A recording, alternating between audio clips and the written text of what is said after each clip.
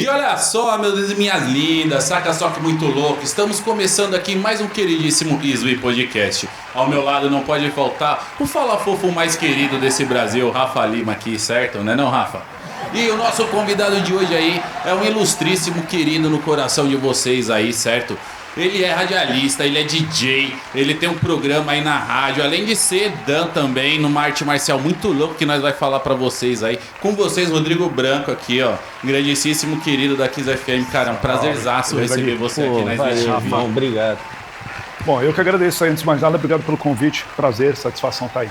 Pô, e vamos começar essa ideia aqui, Rodrigo. Pô, vamos começar falando, né? Antes de entrar na parada das artes marciais e da rádio, pá. Vamos começar falando do Rodrigo pequenininho, cara.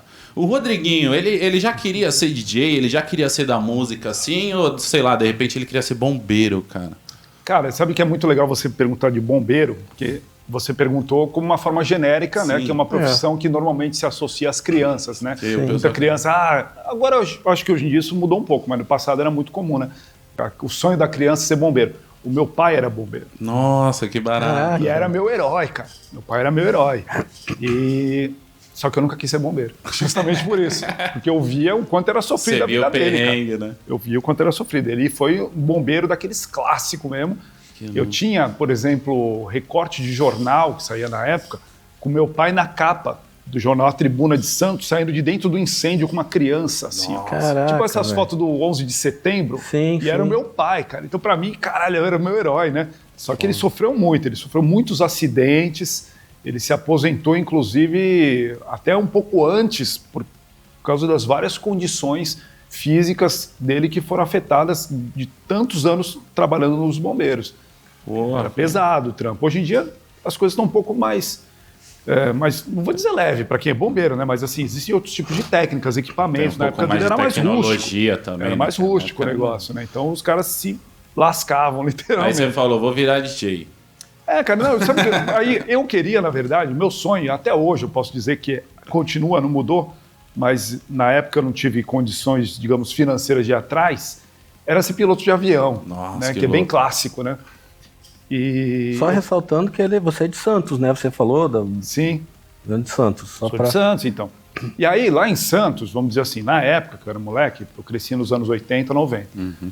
Digamos que as coisas eram um pouco mais distantes para o cara querer fazer um curso de piloto de avião, né? E aí eu lembro que lá para meados da década de 90 abriu uma escola de aviação lá em Santos. E eu fui até ali, 17, 18 anos, quando você precisa decidir o que você vai ser da vida, e que é um erro, né, estratégico, porque nessa época você tá muito louco, eu estava muito louco do rock, você não quer decidir nada, né, velho? Mas eu não tinha muitas perspectivas do que fazer, não tinha faculdade, universidade pública, não tinha grana para pagar a universidade particular, e aí eu falei, preciso achar um curso, alguma coisa técnica que vai me dar um futuro, né?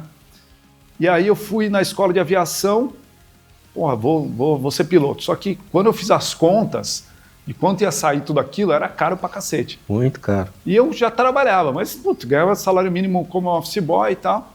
Aí eu falei com meu pai, conversei com ele na época, ele falou assim, filho, é difícil, pra pagar isso aí não dá.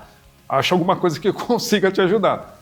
E aí eu fui ser locutor, sem desmerecer a função que eu faço até hoje, né? Mas por quê? Porque nessa época eu conheci, já gostando de música, eu queria trabalhar com música já, né? Nessa altura do campeonato, eu comecei a pensar nisso. Né? E eu conheci, por uma coincidência da vida, através de uma amiga em comum, uma locutora de uma rádio AM.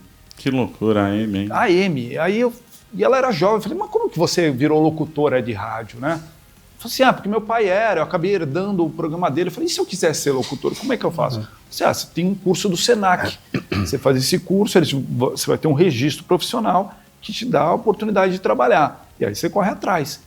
Aí eu fui no Senac, me informei e, o curso era acessível. Eu falei com meu pai falou, não, isso aí eu pago para você. Mas você nunca sofreu pressão para seguir a carreira militar? Tem muita história de filho que... Sim, pelo meu pai teria sido. Ele queria, quando eu falava que queria ser da aeronáutica, né? Mas porque quando você é moleque, você acha que ser piloto é ser piloto da aeronáutica, né? E a gente sabe que no Brasil, principalmente, na aeronáutica, quantos por cento viram piloto? 1% talvez, ou menos? Sabe, menos. Assim, é muito pouco, né? E é um funil gigantesco, o cara vai ter que estudar pra caramba, enfim. E aí, depois você descobre que você pode ser um piloto privado, né? E eu não tenho vocação para militarismo, nunca tive, entendeu? E aí eu convenci meu pai que não era meu caminho. Ele queria porque queria, né? No começo, ele insistiu, quis que eu entrasse para a polícia militar e tal, mas não tinha jeito, não é a minha cara, eu não ia fazer de jeito nenhum isso. Então, não cola no perfil. Eu acabei indo para música porque eu já estava nesse meio comecei a curtir rock muito moleque também, frequentar o meio do rock, aí a princípio queria ser músico, queria ter banda, comecei a tocar guitarra. Isso é legal, cara. Mas eu vi que também não ia ser muito difícil, entendeu? Uma pergunta pra ti, a influência musical ali veio de dentro de casa ali ou foi na época da escola, assim, que você começou a conhecer o rolê, o pessoal? Veio, acho que dos meus irmãos mais velhos. Eu tenho 2 irmãos mais velhos, né? Um irmão mais velho que tem 10 anos a mais que eu e que nessa época, que eu estava crescendo bem ali nos anos 80, foi bem a época do Rock in Rio, né? De repente estava todo mundo ouvindo rock. Boas lembranças, né? Muito boas lembranças. Então, meu irmão deve ter mais ou menos a tua idade, do Rafa, né, no caso. e a minha irmã, ela é uns 6 ou 7 anos mais velha que eu. E os dois, então, ali estavam na fase da adolescência para a fase adulta, né? Meus irmãos ouviam muito rock, porque era o que estava toda a juventude ouvindo. E aí eu, moleque, ouvia o que eles estavam ouvindo. Então eu lembro do lançamento do Cabeça Dinossauro, por exemplo, dos Titãs, 86, quando meu irmão chegou com aquele vinil em casa. Porra, aquilo ali mudou minha cabeça, né? Você imagina, o moleque, eu estava com 9 anos. Aí chegou aquele disco, pá, com aquela capa cabulosa, aqueles desenhos muito loucos, e aquelas letras, um som pesado, agressivo, mas com umas letras muito loucas, né? E o meu irmão ficava ouvindo, eu ficava do lado, tipo, pirando. Aí abriu a caixinha. E aí tinha acabado de rolar o Rock in Rio. Aí eu lembro que o meu irmão tinha vinil do Iron Maiden, do Ozzy, né, essas coisas, assim. Então, esse DC. E aí, pô, eu ficava ouvindo tudo aquilo, pô, aquilo foi me despertando ali uma curiosidade. Aí eu comecei a ouvir primeiro os rocks nacionais, assim. Até hoje eu sou muito ligado com o rock nacional por causa disso. E foi por aí que eu comecei. Então, desde muito moleque, eu comecei a ir em show, e aí comecei a ouvir muito rádio. E aí que as coisas foram meio que encaminhando para esse lado. Que louco. Isso é um negócio que a gente vê que geralmente quando vem dentro de casa, ou é os pais, ou é o irmão mais velho, ou são os primos mais velhos, assim, que geralmente dá aquele start na música, né, cara? E a primeira tatuagem, quando é que você fez? Cara, tatuagem... E como foi a reação dos teus pais? Você tinha que idade? Então, tatuagem é curioso porque é muito mais recente na minha vida. Justamente por causa do meu pai. O meu pai, por ser um cara da antiga, bombeiro, caramba, hoje em dia até os bombeiros, até os PMs têm tatuagem, né, cara? Qualquer policial pode ter. Na época não podia de forma alguma. Eu sei bem. Né? Há 10 anos atrás, você parar pra ver, não podia. Você imagina nos anos 90, quando eu queria fazer minhas primeiras tatuagens, adolescente, meu pai falou, mas de forma nenhuma, não vai fazer. Enquanto morar dentro do meu teto, filho meu não tem tatuagem. E aí eu obedeci. Claro. Primeiro porque eu morava realmente na casa dele. Né? Embora eu comecei a trabalhar muito cedo, eu trabalhava, na verdade, desde que era moleque, porque minha família, meu pai, além de ser bombeiro, ele sempre teve comércio também. Nossa. E aí, meus irmãos também foram trabalhar com comércio próprio, né? E então, eu desde moleque trabalhava nos comércios da família. Desde 8, 9 anos, já estava ali envolvido com alguma atividade, que legal. Né? De trabalho mesmo. Mas fui trabalhar fora, digamos assim, como office boy, ajudante de serviços gerais, fiz várias coisas, com 15 anos. Então, eu trabalhava desde cedo, já tinha a minha graninha. Então, assim, eu poderia ter feito, mas eu respeitava muito meu pai. Sim. Isso é importante. Eu respeitava muito, não só apenas porque ele era uma figura que impunha um respeito natural, mas porque eu tinha um respeito natural por ele como a figura paterna. Sempre tive uma admiração pelo meu pai, assim como pela minha mãe. E nenhum dos teus irmãos também quis seguir militarismo? Não, ninguém. Ninguém foi para esse lado, mas também os meus irmãos também nunca fizeram tatuagem. Eu fui o único que desvirtuou. E aí, mas aí, para responder a tua pergunta, eu fui respeitando isso até que eu saí da casa dele com 27 anos de idade. Caramba. E aí, eu falei, agora eu vou fazer. Então, eu fui fazer minha tatuagem a minha primeira tatuagem já tarde, entendeu? Então, faz o quê? Uns 20 anos que eu fiz a minha primeira tatuagem. E eu vou te contar que eu também. Eu fiz a minha primeira com 27 anos também. Foi o primeiro, quando eu saí, eu fui militar, quando eu saí do exército, primeira coisa que eu fiz, cara, do dia seguinte que eu entreguei a farda, eu furei a orelha. E eu sofri toda, minha mãe gritava, meu filho virou gay, eu sofri de tudo. Aí eu, para implicar com a minha mãe, eu fiz uma tatuagem indiana, para ver qual seria a reação dela. E não falei nada. Cheguei de Búzios, entrei em casa, só acordo, a minha mãe me acorda assim, tira essa merda. Eu falei, mãe, isso não vai sair, tira ou eu vou arrancar teu braço. Pra você ver como também eram as mães da década de 80, 90. A minha mãe, eu falei muito do meu pai, a minha mãe, assim, ela era bem boazinha, assim, mas ela também não gostava. Então, assim, ela nunca foi autoritária de falar assim, não vai fazer. Mas ela era contra. Ela também era contra. Eu lembro quando eu fiz a primeira, ela, ai, meu filho, que desgosto.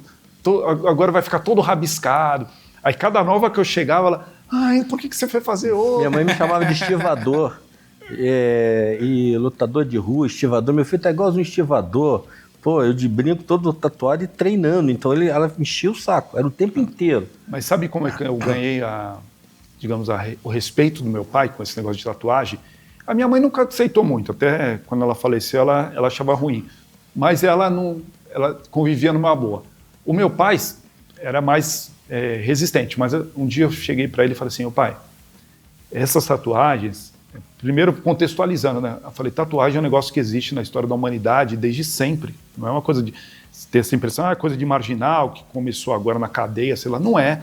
Se for pegar as histórias aí dos povos, eles já faziam tatuagem como um símbolo de passagem tribal, né, de respeito dentro da comunidade. E aí nessa época eu lembro que ele assistia muito o History Channel, que passavam umas paradas assim. Aí ele, eu vi isso aí na televisão, não sei o quê. Aí eu falei, então, isso aqui para mim é um rito de passagem na minha vida.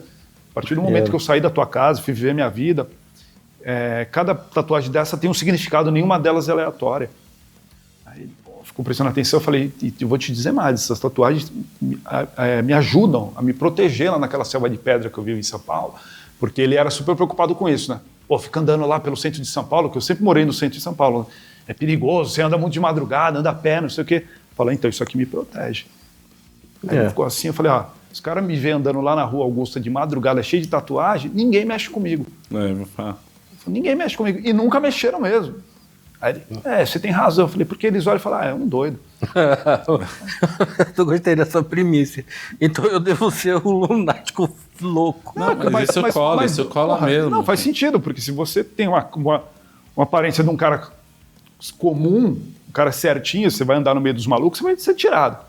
Entendeu? Agora, se você tem uma aparência agressiva, a possibilidade de alguém mexer com você é menor. E, porra, pra mim isso sempre funciona muito bem, cara. Nunca tive problema. Eu te entendo. E aí, Rafa, alguma pergunta pra encerrar esse nosso bloco? Depois que ele soube do curso do Senac, aí você chegou, fez o curso. Foi. E qual foi o primeiro trampo em rádio, assim? Foi como locução de rádio mesmo que você arranjou?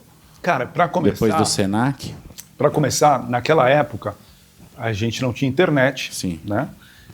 Estava começando a internet no Brasil, não vou dizer que não existia, mas o acesso era estritamente limitado, né? Então, assim, para quem queria começar, você precisa tentar conseguir experiência em algum lugar, né? Hoje em dia, o pessoal vai para a web, né? Fazer o seu próprio trampo. Sim. Já desde muitos anos atrás. Naquela época tinha o quê? Rádio comunitária, que era uma coisa que também estava surgindo ainda, estava pegando força no Brasil, né? Rádio comunitária. Aí eu fui fazer rádio comunitária. Então, eu ainda estava terminando o curso, eu já consegui fazer uma rádio comunitária lá, na Baixada. Maneiro. E aí eu fiz 3, 4 rádio comunitária. Que legal. E eu fazia assim, diariamente, igual eu faço na Kiss FM. Fazia um programa à tarde, ficava a tarde inteira lá falando de música, já comecei a entrevistar a banda e o caramba, para ganhar experiência, aprender, porque assim, o curso que eu fiz, ele era só de locução. Ele não tinha parte técnica, mesa, essas coisas. E o locutor de FM, ele é locutor-operador ao mesmo tempo. Diferente do AM, ou de, por exemplo, tem até hoje no FM, você vai ter programas que o cara é apenas apresentador, mas ele não opera a mesa. Entendeu? Então, uma coisa é você falar, entrevistar, e a outra é você estar fazendo isso e tendo que operar a mesa. Está pensando no background, está pensando na vinheta, no break que vai entrar, no tempo, um monte de coisa. Então você tem que estar mais focado ali em várias coisas, e ler a mensagem. Então, assim, você precisa aprender a sincronizar o teu cérebro, antes de mais nada. E aí, para ganhar essa experiência, é na prática, né? E como é que você faz isso numa rádio comercial, digamos assim? Muito difícil. Alguém te dá experiência, que é aquele negócio que quando o cara vai entrar no mercado de trabalho, pedem experiência, mas como é que o cara vai ter experiência se ninguém vai dar oportunidade? Né? Oh. E aí eu fiz as rádios comunitárias durante uns 2 anos, e aí isso me deu uma bagagem, e dessas próprias rádios eu consegui editar o que a gente chama de piloto, né? Que a gente normalmente apresenta, um locutor vai chegar numa rádio e apresenta um piloto, ou seja, um pouco do trabalho dele.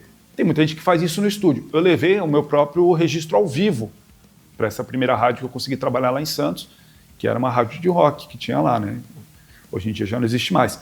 Eu editei no tape deck de casa. Nossa, duplo tape deck. Duplo deck. Eu ficava gravando meu próprio horário e depois editava ali. Nossa, raiz, na base da... Só que nessa primeira rádio comercial que eu trabalhei, vocês verem como o caminho não é fácil. Eu falo isso para muita gente que tenta, faz curso hoje em dia, curso de rádio e TV, vem me perguntar, como é que eu faço para entrar? Eu falo, ó, muitas vezes, se você quer ser locutor, você não vai conseguir entrar como locutor. Tenta entrar por outra função, entendeu? Que foi o que eu fiz. Meu primeiro registro em carteira é de motorista. Sério? Não tudo a ver. E era motorista de uma Towner. Nossa. Esses carrinhos que hoje em dia a galera só usa para vender cachorro-quente. Sim, quando tem, né? Então, a rádio que eu trabalhei, o carro de promoção da rádio era uma Towner, cara. Que legal. E aí, só que ainda assim, o meu primeiro trampo não foi nem de motorista, foi de entregar adesivo. Sim. Mas eu fui na humildade, porque assim, eu já era locutor formado, eu já tinha o programa de rádio, mas rádio comunitária. E aí, eu já tinha levado o piloto lá para o diretor da rádio e beleza, né? Ah, legal, beleza. Qualquer coisa a gente te chama, qualquer coisa a gente te dá um toque. Nunca tinha retorno. Só que aí eu fiz amizade com um dos apresentadores da rádio. E ele te deu esse toque de começar. Falei para ele, pô, meu, quando tiver uma oportunidade, aí qualquer coisa, me dá um toque e tal. E a gente sempre se trombava, sendo sempre pequeno, né? Sempre se trombava nos shows. E aí, meu, não sei o que, trocava ideia com ele. Aí um dia ele me ligou, na época, né, ainda ligava para as pessoas. Né? Ou mandava SMS. Eu lembro que ele tinha um pager, a única pessoa que eu conhecia que tinha um pager. Eu mandava mensagem no pager dele, cara. Eu tô me sentindo velho, porque eu tinha um pager. Mas sinto me informar. Eu vivia de pager. Então, e aí eu mandava mensagem no pager dele e ele me retornava. Ele me ligou e falou assim, cara, isso assim, tipo, virada do ano, tinha acabado de ter o Réveillon, assim, dia 1º de janeiro em Santos, aquele deserto, né? Todo mundo de ressaca. Falou assim, cara, pintou um trampo aí na rádio, você quer fazer? Aí eu falei, quero, mas o que é? Ah, não sei o que é, mano. Nossa, no primeiro dia, não sei o que é. Não sei o que é. Cola aí amanhã de manhã que vai rolar um lance aí. Tipo um sábado de manhã, assim. Porra, na maior ressaca eu fui. Chegou lá, e aí? O Johnny falou pra eu vir aí e tal. Ah, é para a equipe de promoção, vai ter que ir lá para o litoral sul, né, a gente chama litoral sul, adesivar e tal, não sei o quê. Tá afim? Ah, tô. Para ganhar um salário mínimo e era assim, 2 meses, né, fazer janeiro e fevereiro, que é a alta temporada lá, e depois acabou. E tá bom, vou. E qual era essa rádio? Era Enseada FM. Essa rádio fez história lá na Baixada, né? Ela foi uma rádio de rock forte lá. Eu fiquei 5 anos depois lá, né? 5 anos. Só que essa primeira parte foi isso. Eu fui entregar adesivo na praia. Primeiro dia, pra vocês terem ideia, eu peguei insolação, cara. Caraca. Vocês veem essa minha skin, né? Uhum. Fiquei trabalhando no sol o dia inteiro, sem passar protetor solar, porque estava meio nublado, mas eu sou tão branco que eu peguei insolação. No dia seguinte eu já faltei, porque eu estava com insolação. Acordei inchado de tanto sol que eu peguei, cara. E aí, nessa, eu conheci o pessoal da rádio todo, né? Esses 2 meses ali.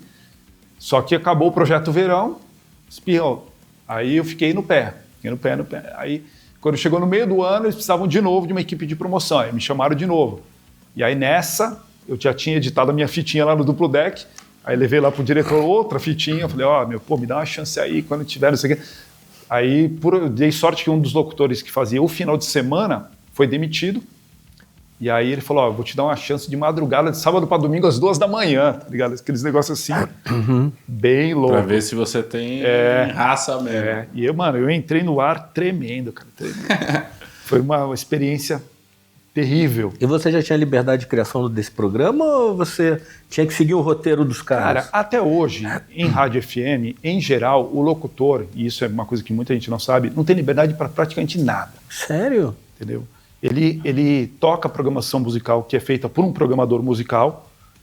Ele tem que seguir a ordem das músicas. A função dele é anunciar a música, desanunciar a sequência musical, falar o bloco, sei lá, de jornalismo, se tiver, de promoção, entendeu? Eventualmente o cara vai ter liberdade para contar uma história da música, alguma coisa assim. Mas programação musical, fazer programação, tocar o que quer... Caramba, perdoa pela minha ignorância, mas eu pensei que você tivesse totalmente...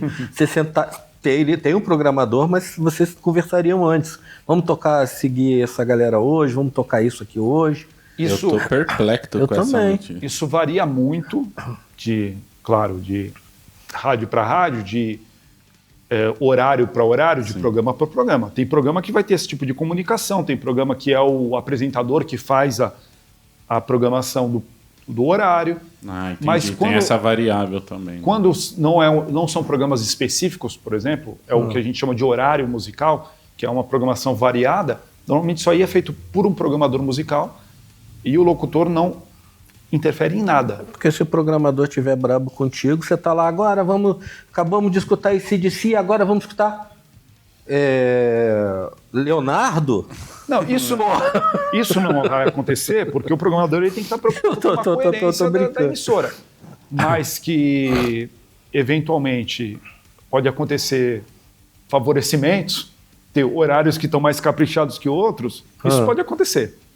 Não vou dizer que não aconteça. Não posso provar? Não posso provar, mas existem algumas suspeitas. É isso aí, que loucura, loucura, loucura. E aí, vocês gostaram? Baita curiosidade aí pra vocês, né? Esse aqui, ó, foi o nosso primeiro bloco aqui dessa conversa incrível com o Rodrigo Branco, certo? A gente já volta aí pra mais papo com esse ícone aqui do rádio brasileiro.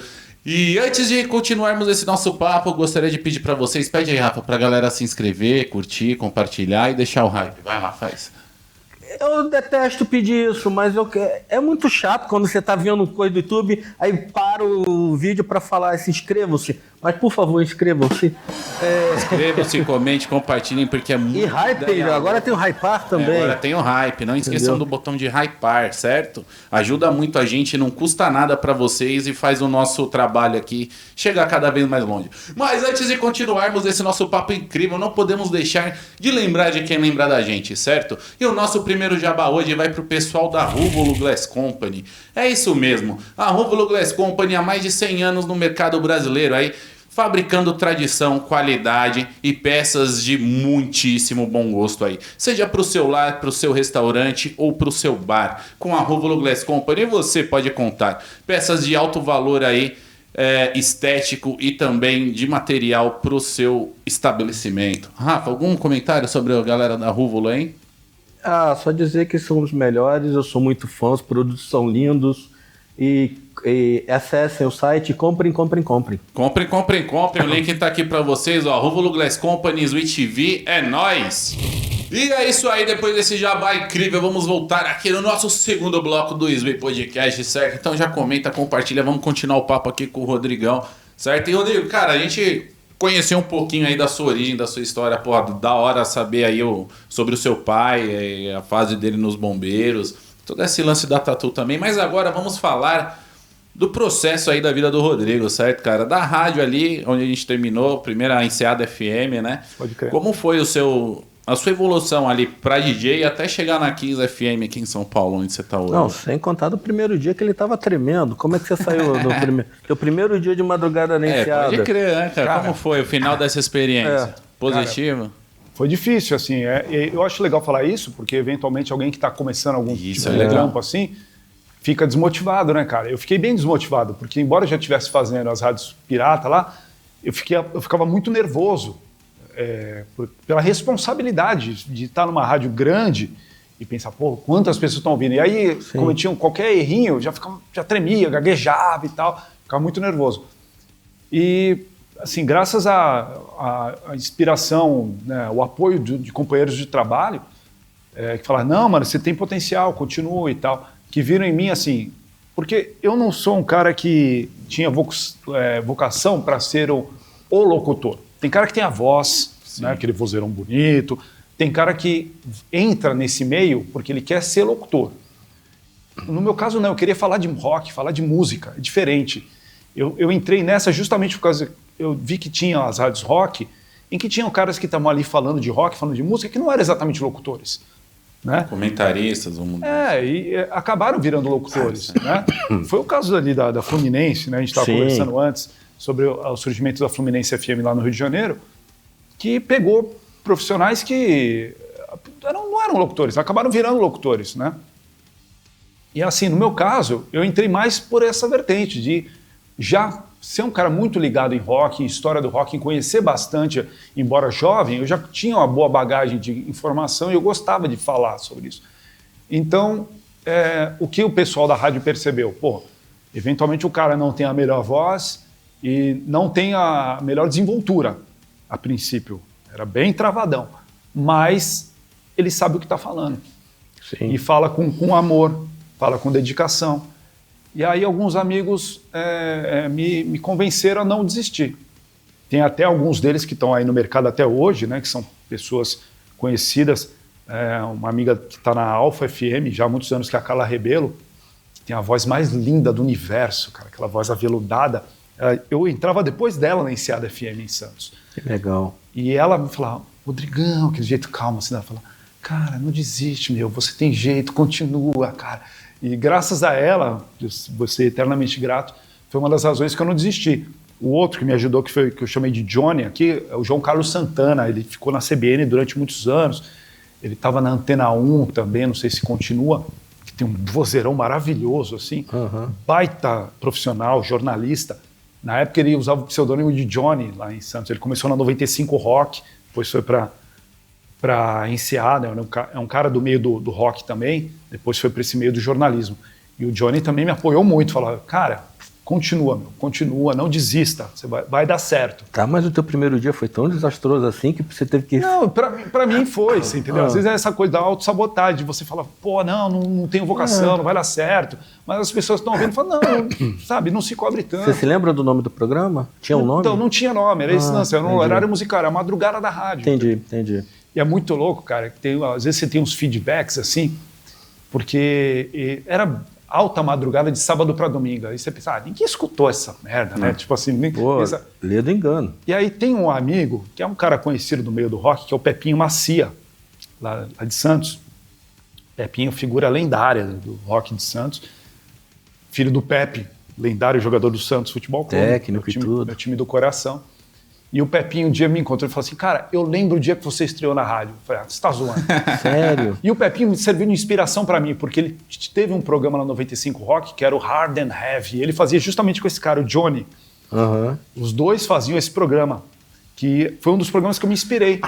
Depois eu tive um programa com o Johnny, que era o Midnight Metal, que era inspirado no Hard and Heavy. Mas isso em Santos ainda? Lá na década de 90. E o Pepinho... Ele disse, mano, eu lembro do dia que você estreou porque eu estava num motel com uma mina, assim, tipo, e aí a gente tava assim, tipo, rolando na rádio, aí entrou um cara e falou assim, eu sou o Rodrigo Branco, não sei o que. Ele falou assim, eu conheço esse cara. Porra, Rodrigo, tu me broxou na hora, cara. Ficou devendo, hein? Eu falei, mano, tá me devendo. Desculpa ter estragado até o rolê. Que maroto. Isso é importante passar, porque aquilo que você falou, né, cara? O cara que tá começando hoje, às vezes, quer entrar nesse ramo, é importante ver o processo, mano. Porque aqui eu tenho visto o processo, conversando com os profissionais da área, conversando com os ídolos do rock, o pessoal das bandas que a gente ouvia quando era moleque, e a gente vê que não foi da noite pro dia, não foi sorte, não caiu no colo. Realmente tem um processo, tem uma evolução, tem uma estrada, tá ligado? E eventualmente, né, cara? Eventualmente acontece da pessoa ser privilegiada, de conhecer alguém, de ser filho de alguém. Mas isso é bem relativo, né? Agora, no meu caso, foi puro corre.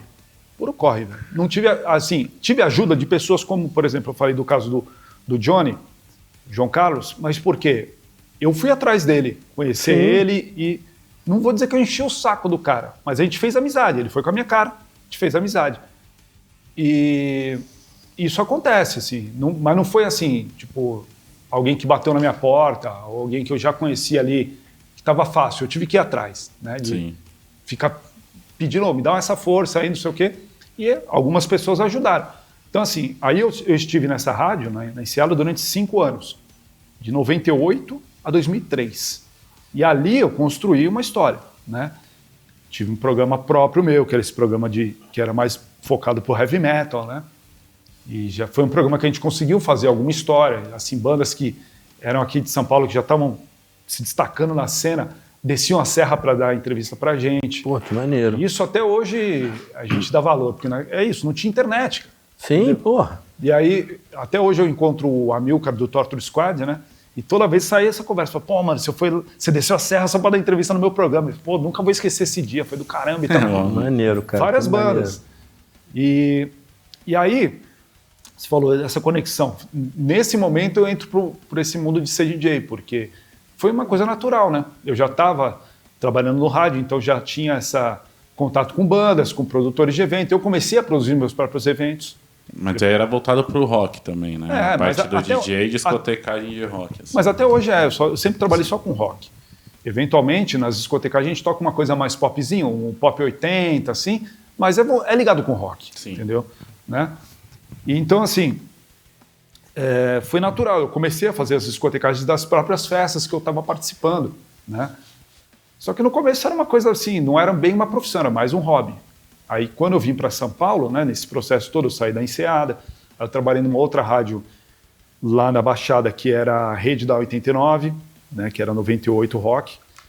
Aí depois eu vim para São Paulo, trabalhei na 89, numa fase que eles tinham rede, né, um estúdio de rede aqui. E aí eu entrei. Mas tu veio para São Paulo um dia acordou e falou: amanhã eu vou para São Paulo. Não, foi nesse processo de procurar oportunidades, né? Sim. Porque o que aconteceu? Então você não parava nunca, você estava sempre ligado nessas oportunidades, sempre correndo atrás. Não, foi meio que... Eu fui meio que... Você não se acomodou em momento algum. Foi meio que assim, foi natural, porque a Enseada acabou de um dia para o outro, eu até comentei com você antes. Verdade. A rádio estava bem e tal, porra, a rádio tinha um nome, né, expressivo, assim, até fora da Baixada, né? Só que a rádio foi vendida. Então, assim, de um dia para o outro, a gente trabalhava lá, tudo certinho, os programas rolando e tal, acontecendo. No dia 1º de abril, caralho, ela virou Rede Universal, da Igreja Universal. Vocês imaginam o que aconteceu, né? Todo mundo achava que era mentira, que era uma pegadinha. Como várias rádios, até a própria 89 na época fez isso, uma brincadeira de tocar umas músicas diferentes para fingir que a rádio mudou e a audiência fica louca. Depois os caras entravam ao vivo e falavam, 1º de abril. Só que o nosso caso não era verdade. A rádio tinha acabado. Entendeu? E aí todo mundo demitido. E aí nessa época... Da noite pro dia. Nessa época eu tinha aberto uma loja de discos. Aí eu tinha uma loja de discos lá. Aí eu estava trabalhando na minha loja e tal. Só que tinha essa outra rádio que tinha começado a trabalhar com rock e era a Rede do 89. Então eu corri lá e me apresentei. Falei, tenho experiência assim, assado, e consegui entrar nessa rádio. Eu fiquei um tempo lá. E lá eu conheci o pessoal do 89, então. Tá. Que na verdade já tinha conhecido na Enseada, porque a Enseada já tinha sido uma parceira do 89 nesse esquema de... Eles iam lá para a Baixada fazer o projeto Verão, que a gente chamava, né? As duas rádios juntas. Então foi um processo natural. Aí nessa época eu estava nessa outra rádio, eu conheci o PH Dragani, que é um cara que está lá na 89 até hoje, e o PH foi lá meio que coordenar essa rádio por um tempo, e aí quando eu saí dessa rádio, ele me chamou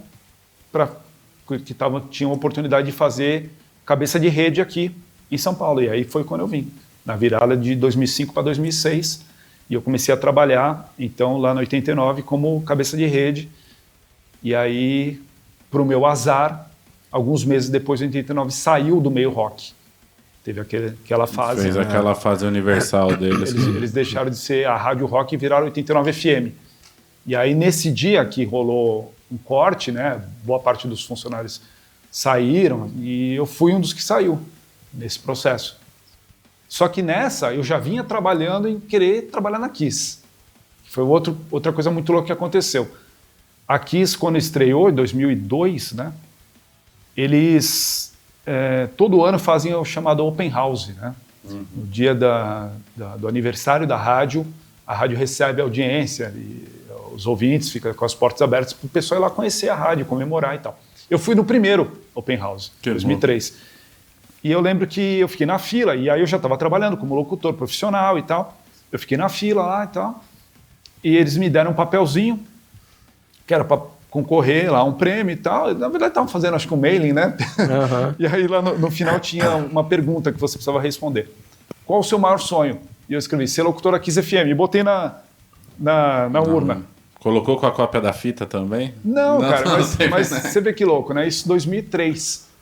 E aí, em 2006, eu voltei lá, já para pedir emprego, e fiquei lá insistindo.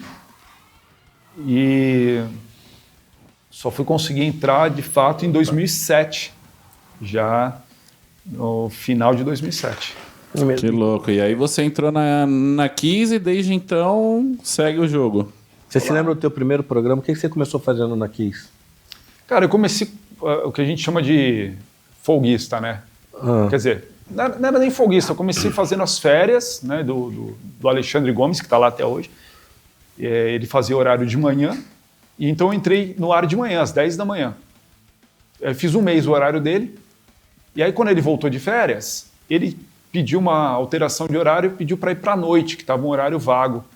E aí eu fiquei no horário da manhã, então o meu começo na Kiss foi de manhã. Todo mundo me associa com a noite, porque eu estou há muitos anos na noite lá. Mas o meu começo na Kiss foi das 10 às 14. E você se lembra do primeiro programa? O que você apresentava? Era o horário da rádio, é isso que eu estou falando. Assim. Tá. Porque se você observar a grade de qualquer rádio, inclusive a Kiss, a maior parte dos horários não são programas específicos. Tem os programas específicos, mas tem os horários que não tem programa nenhum. É apenas programação musical variada. Sim. Entendeu? Sim. Então eu entrava às 10 da manhã e saía às 14. Dentro desse horário tinha, por exemplo, às 11 horas o Kiss.com, que era o programa de pedido dos ouvintes. Então esse eu fazia desde o começo. Né? Depois eu fui para a noite e tem o Kiss.com. Então eu faço o Kiss.com praticamente desde o início, que eu entrei. Só que aí teve essas mudanças de fase. Aí eu fiquei uns 4 anos, eu acho, no horário noturno. Aí fui para o horário da tarde, 2015, final de 2015. Aí fiquei de 2015 a 2019 no horário da tarde, das 14 às 18, depois das 14 às 17. Aí rolou uma outra mudança, eu voltei para o horário noturno e estou lá até hoje. Então eu já apresentei vários horários com N programas diferentes dentro da Kiss. Então ele é um cara certo para responder uma pergunta aqui. Isso, vai. Vamos de polêmica. Vamos de polêmica. Você que é o cara que tem a experiência aí, né, de dia, à tarde, à noite, assim, no seu... Eu tenho essa visão que de manhã, eu acho, de manhã e à noite deve ser os horários, assim, que tem mais gente ouvindo na rádio em si. De manhã eu digo por causa do trânsito, a galera indo pro trabalho sintonizada nos carros, e à noite, tipo, voltando do rolê, não? Não, mas não é verdade. Sério mesmo? Na verdade, você foi exatamente o oposto do que você falou. Caraca. O horário de maior audiência do rádio, em qualquer emissora, é à tarde. À tarde? Sério? Entendeu? Mesmo com a galera no trabalho? Tipo, Justamente. Justamente por isso. Tanto é que, assim, existe aquela expressão, né? As pessoas falam horário nobre. O horário nobre da televisão sempre foi à noite. Que as pessoas saem do trabalho, chegam em casa, vêem a televisão, não sei o quê. Hoje em dia, até isso mudou para a televisão por causa do streaming e tal. Mas, assim, sempre foi à noite. O horário nobre do rádio é à tarde. Porque é aquilo, muita gente está trabalhando e ouvindo a rádio. Sim. Tô perplexo de novo. Agora. Então, assim, isso não quer dizer que o que você falou faz sentido. O horário de manhã, quando as pessoas estão indo para o trabalho, tem um boom de audiência. O final da tarde também tem um boom de audiência, que pega as pessoas voltando. Mas, ainda assim, o pico, se você pegar a Ibope, essas coisas e analisar, o pico de rádio é sempre uma crescente até o meio da tarde. Aí, no final da tarde, começa a decair. Que vai louco. naturalmente. Nunca jamais imaginaria isso se não fosse tamanha expertise e sabedoria aqui compartilhada. Isso aí eu posso te falar com toda certeza, com quase 30 anos de rádio, que é assim. Agora eu vou para outra polêmica. O que você acha da Hora do Brasil quando interrompe a programação no meio? Cara, a Voz do Brasil é uma coisa anacrônica. Eu fico tristão, na moral. Às vezes eu saio daqui no horário da Hora do Brasil e falo, poxa, que triste, cara. A Voz do Brasil é um negócio horroroso, né, cara? A Voz do Brasil é um negócio que já deveria ter acabado faz muito tempo, né? Ou, no mínimo, eles tinham que modernizar. Eles tinham que ter uma rádio deles. Quer escutar a Hora do Brasil? Vai na rádio. E tem, né? A MEC, se não me engano. É a Rádio Brasil lá. Isso. Como é que chama? Tem outro nome. Enfim, que é em Brasília. E aí eles têm isso online, para quem quiser ouvir.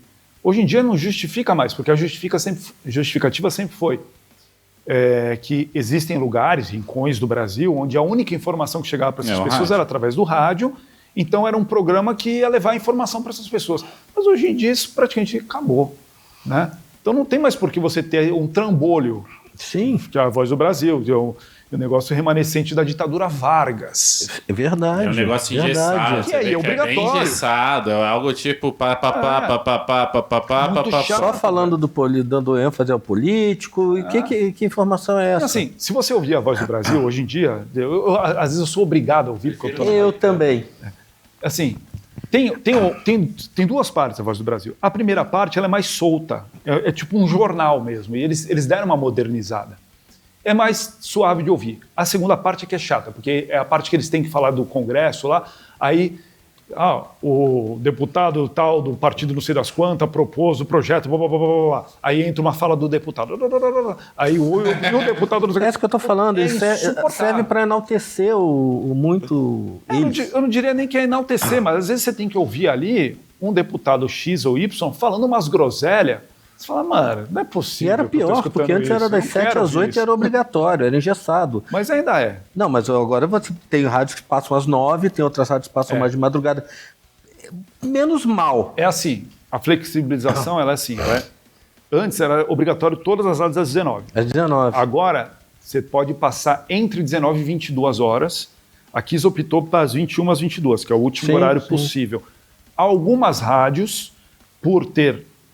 por exemplo, transmissão esportiva ou programas jornalísticos específicos nesse horário, conseguem uma flexibilização maior e conseguem jogar para outros horários, de madrugada e tal. Mas são algumas poucas rádios que têm isso.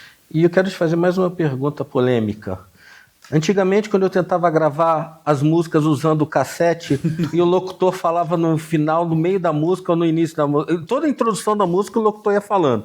No final da música, quando ainda estava no final da música, faltava o quê? 10, 15 segundos para terminar a música, falava de novo. E eu tentando gravar feito idiota lá, eu falava, que ódio. Em sua defesa, eu vou usar isso aí também como argumento, porque eu nasci em 90, mas, desde moleque ali eu gravava fita cassete. O que nós fazíamos? Gravava a madrugada, que passava aquela hora de música, pra ouvir durante o dia o que gravou. Você não tinha streaming naquela época, era cassete, cara. Era raiz do raiz. Não tinha nem o emule ainda, nem o... Não, que isso. Mas qual que é a dúvida sobre isso? Por que você falava no final da música, não entrava na música? Cara, isso aí, a princípio, era uma padronização, né? Era quase que uma imposição das rádios, que o locutor era obrigado a fazer a cabeça da música. Sim. Fazer a cabeça hoje em dia é outra coisa. Né? Não, eu achava que era proposital para quem, quando você gravasse, ficasse registrado que você pegou naquela rádio. Mas isso aí era mais as vinhetas que colocavam em cima das músicas. Sim. Tem música, o bagulho é tão mnemônico, né, para usar um termo da hora, que entra na sua mente. Eu gravei fitas, músicas de rádio que tinha a vinheta, e até hoje, quando toca a música, eu canto a vinheta. Eu canto a vinheta. Eu sei bem. Eu lembro que tinha uma música que eu gravei, Knocking on Heaven's Door, do Guns, quando saiu, na rádio. E aí, hoje em dia, quando eu ouço a música, eu canto a vinheta. Eu falo Tribuna FM, que era a rádio que eu quero ver você ao vivo, de repente tocando, fazendo um tributo ao Guns. Que loucura, mas que fica mesmo. Mas aí, isso sim era proposital. Eles chamavam de carimbar a música. Principalmente quando era alguma versão nova, que tinha muito isso. As rádios, às vezes, tinham essa liberdade de lançar a música antes de outra rádio, entendeu? Uma exclusividade. Isso aconteceu, por exemplo, com bandas como o RPM. Estava vendo a entrevista do Deluxe esses dias, eu já entrevistei o Deluxe algumas vezes. E ele falando sobre, né, o RPM foi muito assim, né? O disco nem tinha saído, e algumas rádios já conseguiram gravações ao vivo e lançaram, e tal, e aí os caras carimbavam a música, metia vinheta. Sim, porque a RPM foi surreal em 85, 86, principalmente em 86, a RPM foi uma coisa, parecia que você estava falando com Beatles, salvaguardando as devidas proporções. Exato. E aí criou-se esse hábito de carimbar a música, independente da música. Até uma música comum que tocava todo dia, os caras, por hábito, botava a vinheta em cima da música.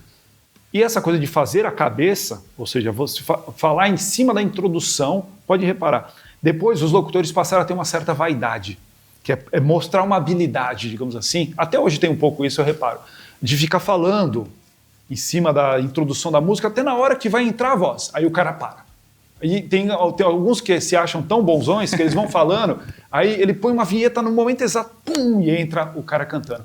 Eu acho que isso é cagar a música. Nunca fiz, sempre fui contra. Dei a sorte que a Kiss, por ser uma rádio bem tradicional, principalmente no começo que era só classic rock, isso era proibitivo. Então a Kiss sempre teve como padrão, não se fala em cima da música, não se corta a música, não se vinheta a música. Entendeu? Maneiro. Eventualmente, pode ter acontecido de um ou outro locutor lá ter falado, feito cabeça em cima da música, mas a orientação era não fazer. Eu nunca fiz, sempre fui contra. Maneiro. Justamente porque eu sempre fui aquele ouvinte purista que queria ouvir desde o início a introdução, o solo e o final da música. Sim. Entendeu? E até hoje, eventualmente, acontece, sei lá, de ter algum programa convidado e tal, e recentemente aconteceu, o programa estava para terminar já e não ia dar para botar a música, e a pessoa falou assim, não, mas aí você corta a música. Eu falei, velho, não se corta a música. Não se corta. Ou toca ou não toca, põe uma menor então. Não se corta a música. Entendeu? Não se corta a música. Não faz, vou botar um clássico desse e cortar no meio, cara. Vai baixando. Eu falei, pô, mas isso aí não é legal. Vai dando feio. Imagina as Sultans of Swing do Alckmin cortado, tem 10 minutos. Então, aí não se faz, ou toca ou não toca, entendeu? Se não vai caber, é melhor não tocar. E vem cá, Rodrigo, tu já apresentou vários programas, já... Falta algum que você gostaria de... Se te desse a chave e fala, cara, tu vai criar o teu programa, o que você acha que você faria diferente? Um programa teu que você criou, você 100%, produtor, cara, tudo. Eu faria um programa com menos coisas óbvias, né? Mas isso aí eu acho que é natural, né? Você dá a oportunidade de qualquer pessoa fazer, a pessoa vai querer tocar coisas diferentes, coisas que ela gosta e coisas que ela gostaria que as pessoas conhecessem. Não apenas aquilo que elas já conhecem, digamos assim. Mas, ao mesmo tempo, isso vai na contramão da audiência. E eu sei muito bem que um programa assim, ele não vai ter uma grande audiência. Ele pode ter uma audiência cativa. Sim, A gente conquista um público legal fazendo isso. Porque tem uma galera que está interessada, mas não vai ser a maior audiência. Então, isso para a rádio não é bom. Sim. Por isso que as rádios normalmente tocam o mais do mesmo. Porque o que é o grosso da audiência está querendo escutar. Mas é óbvio que se eu puder fazer o meu programa do jeito que eu quero, ele vai tocar coisas diferentes, com toda certeza. Legal. É isso aí, várias histórias. Pra gente encerrar esse segundo bloco aqui, Rodrigão, o que toca no seu Spotify? Você como DJ ali... Pessoa física. Pessoa física. Você como PF ali, o que rola no seu Spotify ali? Aí é complexo, hein? Taylor Swift de vez em quando? Nem a pau. Mas não é porque eu sou radical. Não é, porque não gosto. Acho que é um pop... É só brincadeira. É um pop muito... que não me agrada. Mas no meu Spotify toca até samba, velho. Importante. Vou falar isso agora, vai ter gente que vai assistir aí, roqueiro, que vai ficar decepcionado. Corte do YouTube. Rodrigo aqui é sambista declarado. Cara, eu não sou sambista, mas eu gosto de samba desde que era moleque. É aquilo, tudo vem da origem, né? Sim. Se a gente voltar lá no começo. Nasci em Santos, perto do Porto, cidade de praia, calor. Então o que o povo ouvia, principalmente lá quando era moleque? Não era o rock, embora os meus irmãos ouvissem rock. A vizinhança inteira era tudo sambista. Era só sambista, surf music ainda nem existia. Ainda, eu morava perto de uma escola de samba, que existe lá até hoje, que é a Padre Paulo. E a escola que eu estudava, pra você ter ideia, a escola que eu estudava cedia a quadra para ser ensaio da escola de samba. Então, à noite, a minha família ia para o ensaio da escola de samba, me levavam. E eu ficava lá no ensaio. E assim, eu aprendi a gostar. Legal. E até hoje eu gosto, e sempre gostei de samba. E quem do samba que você gosta? Qual tipo de samba? Quem do samba? Qual artista do samba? Os raiz, né? Os raiz. Eu sou muito fã do Zeca, porque eu acho que o Zeca, ele é uma figura que ele é legal de gostar, independente até da música, porque ele como figura é muito gente fina. Ele sempre me chamou uma atenção, assim, no samba, principalmente, foi a batida, saca? Lógico. As latas. A bateria é uma coisa que empolga qualquer pessoa, até o cara mais roqueiro, mais chato. Põe ele do lado de uma bateria de escola de samba para ver se ele ao vivo. O negócio arrepia. Aí eu comecei a ir nos desfiles das escolas de samba de Santos só para ver a bateria passar. O negócio é de arrepiar qualquer um, cara. Isso eu tô falando de escolas menores. Imagina, você vai perto de uma escola grande, você vê a bateria de uma escola de samba do Rio de Janeiro, você tá louco. Você nunca pensou em desfilar, não?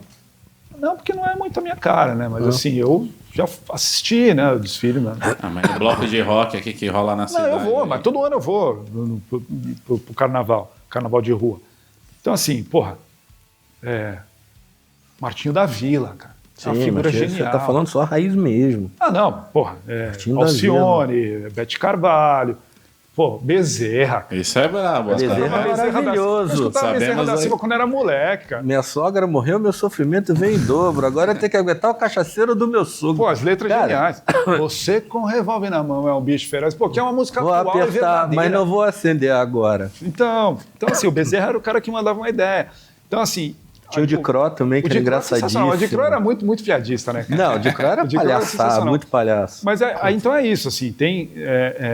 no meu Spotify vai ter samba, vai ter alguma coisa pop, tem de tudo, cara. Eu gosto muito de Alceu Valença, assim, da MPB. Isso é legal, pô. Tem muita coisa, assim. Então, eu tô ouvindo rock o tempo todo, mas, assim, vai ter uma prevalecência pelo rock brasileiro.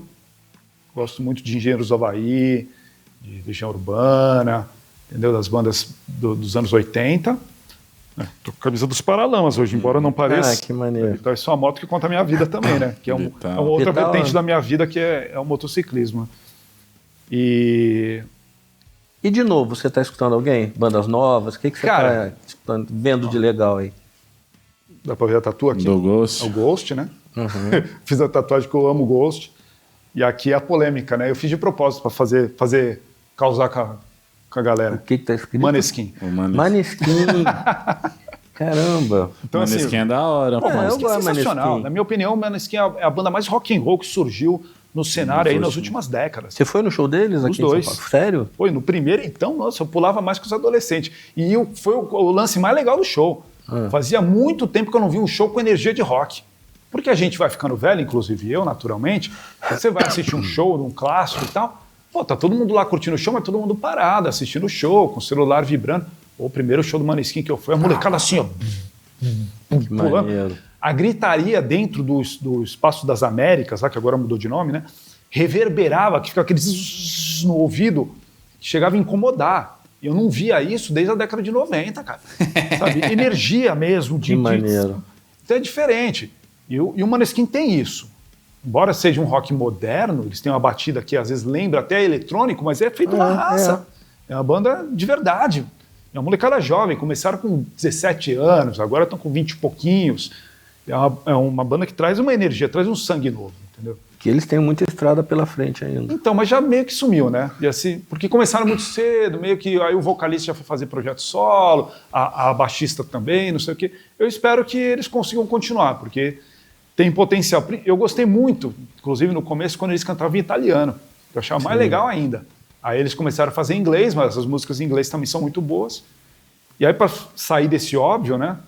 Tem uma banda que eu ouço muito, que é o Idols. Idols. O Idols é uma puta banda que eu acho que é pouco valorizada pro grande público do rock. Embora tenha uma história já e uma base de fãs muito forte, o Idols, assim. É uma banda que, porra, é rock and roll estado bruto, assim. Tem uma pegada meio garage, meio punk e atitude. Os shows do Idols é uma catarse, assim. Parece que você está vendo o Iggy Pop nos anos 70. Sério? O Idols é um acontecimento, o show dos caras. E vocês viram aí, ó, que o Rodrigo aqui, ó, cheio de novidades e histórias pra contar. E quem diria que o cara ia curtir um samba também, cara? Você só vê isso aqui na Easy TV e não dá bobeira não, que o terceiro bloco vem aí. Mas antes do terceiro bloco, cara, vamos pedir pra vocês aí se inscreverem, compartilharem com os amiguinhos aí, certo? E hypar este vídeo. Antes de continuarmos, não podemos deixar de falar do pessoal da Marketing Animado, certo? A Marketing Animado é uma produtora audiovisual completa, localizada aqui no centro de São Paulo, no bairro da Barra Funda. Eles vão poder auxiliar aí você, artista, empresário, seja na sua carreira musical, seja na sua empresa, com redes sociais, criação de websites, assessoria de imprensa e mídia, além de toda a estrutura audiovisual aí para o seu ensaio fotográfico, gravação de videoclipe e confecção de peças institucionais para o seu negócio. Caralho, é a galera do drone. Eles têm E a drone galera também. do drone também. Se precisar do drone, tem um drone para voar aí, então não dá bobeira não. Entre em contato com o pessoal da Marketing Animado aqui e tire suas ideias do papel em 2025, certo? Marketing Animado e Switch TV, entendeu o que é que desenha? E é isso aí, minhas lindas. Bora arrumar pro terceiro bloco dessa conversa incrível com essa personalidade aqui da rádio, certo? Grandíssimo Rodrigo Branco. Irmão, cara, a gente tava falando aqui no backstage, né, sobre a sua parada aí com o lance do medieval, velho. E essa é uma parada que eu gosto, porque desde molequinho, né, a gente via aqueles filmes Coração de Cavaleiro, o Highlander, e pensava, pô, mano, eu ia fatiar várias pessoas se eu tivesse um espadão daquele. E como é que foi, né, o seu relacionamento, assim, você trazer essa parada do medieval pra sua vida e agora produzindo eventos e estando na parte técnica por trás aí? Cara, eu acho que a minha paixão começa igual principalmente de todo moleque, né, cara? Essa coisa de assistir o filme, ficar ali se vendo na armadura. Né, como um guerreiro, né? Eu acho que vai muito por aí, né, cara? Isso tá meio que na nossa cabeça, né? Um arquétipo, assim, do guerreiro. E a gente se encanta por esse universo. E o rock é muito ligado nisso, se você for ver, né? Principalmente o heavy metal. Nossa, o heavy metal na gringa é só história de mitologia. Eu ouvia essas bandas, né, desde que era moleque, Manowar, né? Manowar, aquela coisa do guerreiro viking e tal. E outras bandas, tipo Halloween, aí apareceu o Blind Guardian. Então fui acompanhando esse surgimento de um rock mais ligado nessa coisa da Idade Média, sempre trazendo esses temas de... Aí entrou nessa época o universo do Tolkien, né? Do Senhor dos Anéis, né? Que existe há 1000 anos, mas aqui no Brasil popularizou a partir da década de 90. E aí, na época, eu tinha uma namorada que era fascinada pelo Tolkien. Ela sabia tudo, tinha todos os livros, e para mim aquilo era uma novidade. Aí ela me emprestou os livros, eu lia, fiquei apaixonado também. Foi naquela época pré-filme ainda. Antes do filme, é. Aí, justamente na sequência, começaram a sair os filmes. E isso foi crescendo. Aí depois veio o Game of Thrones, essa coisa toda, né? E então eu fui cada vez mais entrando nesse universo por gostar mesmo dessa coisa, principalmente ligado a esse lance viking, né? Desde que eu era moleque eu gostava. E aí, cada vez mais eu fui me especializando nesse. Mas eu vejo isso, assim, como um hobby, uma curiosidade, mas também como um estudo mesmo, assim, sabe? Eu levo um pouco a sério. Eu não levo isso a sério ao ponto de querer ser, entendeu? Mas eu leio muito a respeito, principalmente a parte histórica. Sair um pouco só dessa parte de fantasia, de saber como que era mesmo no passado e ler a parte realista, que não era bonito, entendeu? Não era glamouroso. Não era brilhante igual nos filmes. Não era, cara, mas era uma coisa que não deixa de ser fascinante, né? Eu achei muito louco, porque eu tive a oportunidade de conhecer a Medieval Experience, que aconteceu em São Paulo. Pô, foi uma experiência, assim, realmente foi uma imersão no mundo medieval e tem o pessoal ali fazendo as lutas, né, de espada. Exato, E, cara, quando você pega a armadura, um elmo do cara... você vê qual que é a real, né? Uma luva, né? Eu esqueci o nome que eles dão na... Manopla. Manopla, né? Você pega a manopla, você vê o peso daquilo, aí você imagina o cara com aquele set inteiro de capacete, de elmo, de peitoral, de tudo. E o cara ainda brandindo a espada com outro cara ali, você fala, meu... Tanto que se ele caísse, ele precisava de ajuda. Na Idade Média, ele precisava de ajuda. Os guerreiros que usavam armaduras completas de metal, assim, eles tinham um escudeiro sempre, né? Sim. Que para vestir aquela armadura precisa de auxílio, não é impossível vestir sozinho para fazer todas as amarrações. E é isso, dependendo do tipo da armadura, do peso, se ele caísse, ele não levantava sozinho, alguém tinha que levantar. Sim. Então o negócio era realmente muito pesado. Eu já tive a oportunidade de ir em museu, né? Que louco. Na Europa, por exemplo, você pegar as peças originais. Cara, é um negócio bruto. Você pega um elmo original, é tipo 5 quilos em cima da cabeça, cara. Você fala, como é que o cara botava aquilo? Você põe, parece que o teu pescoço já faz assim, né? Como é que o cara lutava com aquilo? Mas e tudo... Porra, você pega a espada original do William Wallace, o libertador da Escócia. O escocês, né? Sem exagero, ela é desse tamanho aqui, ó. Tem tipo 1,60 m quase. É um negócio gigante, velho. Imagina como é que o cara brandia um negócio desse? Os caras eram realmente fortes. Os caras eram burucutu, mano. O negócio era violento mesmo. E aí eu entrei nesse mundo por uma curiosidade e comecei meio que a gostar de ouvir as bandas. Sim. Porque tem muita banda específica hoje em dia, né? Já desde a década de 90 para cá, criou-se uma cena específica do folk metal, né? Viking metal. Então tem bandas muito específicas. E também tem os grupos tradicionais. E aí eu comecei a fazer discotecagem temática. Que legal. Entendeu? Então, eu faço 2 tipos de discotecagem hoje. Na balada, por exemplo, toco pop anos 80, tem evento que é só classic rock, E tem evento como esses que eu participo, já Medieval Experience eu já fiz algumas vezes, né? Agora vai ter o Medieval Paranapiacaba. Esse aí que eu quero... E eu faço a discotecagem totalmente temática, cara. Não toca rock nesse evento. Que maneiro. Toca Viking Metal, folk rock, mas o rock tradicional não vai tocar.